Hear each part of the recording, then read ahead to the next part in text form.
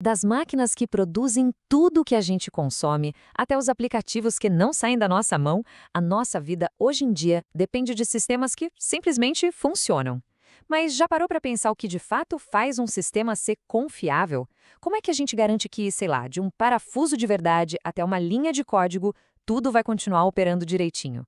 Hoje a gente vai mergulhar fundo no que significa confiabilidade de verdade.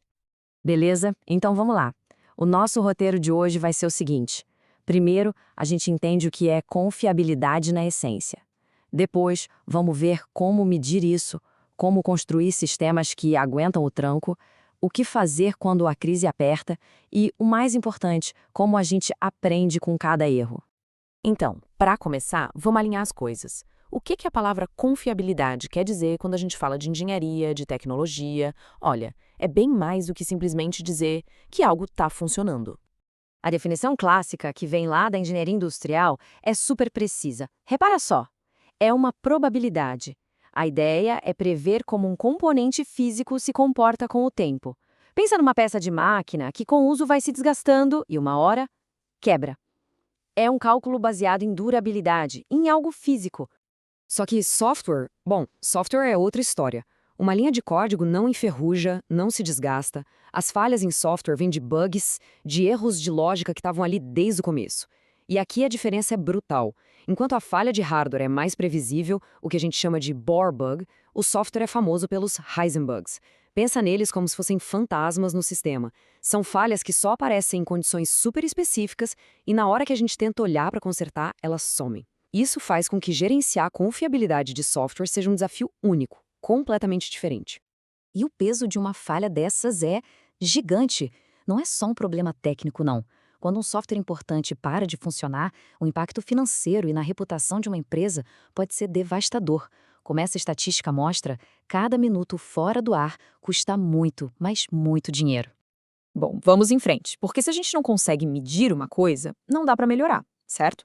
Então, como é que a gente transforma um conceito meio abstrato como confiabilidade em números, em algo concreto, que a gente possa acompanhar e, claro, melhorar? O ponto de partida é definir objetivos claros e acompanhar eles com os famosos KPIs, os indicadores-chave de desempenho.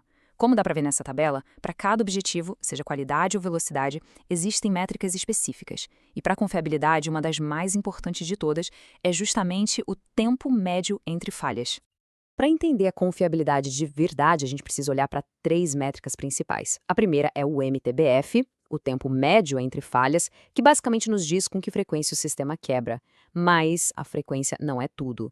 Tão importante quanto é o MTTD, que é o tempo que a gente leva para perceber a falha, e o MTTR, o tempo para consertar. A verdadeira força de um sistema muitas vezes está na rapidez com que ele se recupera, ou seja, em deixar esses 2 últimos tempos o menor possível. Agora, olha que interessante esse slide. Ele mostra como esses KPIs revelam problemas reais na prática. Num caso de uma empresa de software, eles foram medir a capacidade do time de suporte. E o gráfico deixou bem claro. Mês após mês, chegavam mais chamados do que o time conseguia resolver. Isso é um baita sinal de alerta de que a demanda está superando a capacidade. Um problema que, sem essa medição, só ia virar uma bola de neve. Medir o problema é metade do caminho. A outra metade é projetar sistemas que já nascem esperando por falhas, que são construídos para sobreviver a elas. A questão não é evitar falhas a todo custo, mas sim resistir quando elas acontecerem. E o princípio por trás disso é a tolerância a falhas.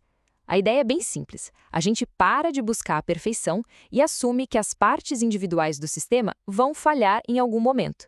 O sistema como um todo, no entanto, precisa continuar de pé. A estratégia mais comum para conseguir isso, redundância. É exatamente como ter um step no carro.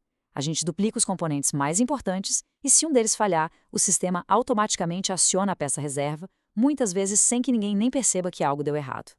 Mas resiliência não é só ter cópias de segurança, é ter uma arquitetura inteligente. Estão aqui 3 estratégias cruciais. A primeira é o isolamento de falhas, que é como conter uma explosão, evitando que um erro pequeno derrube o sistema inteiro. Depois, a estabilidade estática, que garante que o sistema continue rodando, mesmo que de forma limitada, se uma parte falhar. E, por fim, os rollbacks, que é tipo um botão de desfazer para voltar rapidamente para uma versão anterior que estava funcionando bem. Essencial. Mas a gente sabe, né? Mesmo com o melhor planejamento do mundo, incidentes graves acontecem. E aí? Qual é o plano de ação para quando a casa cai de verdade? O caos não pode ser uma opção. Uma resposta organizada é tudo. Um bom gerenciamento de incidentes segue 4 estágios bem claros para colocar ordem no caos. Começa com a identificação rápida do problema, passa pela contenção para diminuir o estrago, depois vem a resolução definitiva e, por fim, o monitoramento para ter certeza de que o problema não vai voltar. E no meio de uma crise, se comunicar de forma clara e constante é tão, mas tão importante quanto a solução técnica. É preciso avisar os times certos, manter a gestão informada, notificar outros departamentos que possam ser impactados e, fundamental, se comunicar de forma transparente com quem usa o sistema. Ok, o incidente passou, mas o trabalho ainda não acabou. As organizações mais confiáveis do mundo são aquelas que olham para cada falha não como um desastre, mas como uma chance de aprender. É o que a gente chama de cultura de post-mortem sem culpa. O primeiro passo é investigar a causa raiz. Ferramentas como o diagrama de Ishikawa, esse da imagem que parece uma espinha de peixe, ajudam a gente a ir além do sintoma óbvio. Outra técnica muito poderosa é a dos 5 porquês, que é literalmente perguntar por quê 5 vezes ou quantas forem necessárias até chegar na origem do problema, sempre focando no processo e não em achar culpados. Beleza, identificar as causas é o primeiro passo. Mas como a gente garante que essa análise vira uma melhoria de verdade e não só mais um relatório que vai parar numa gaveta qualquer?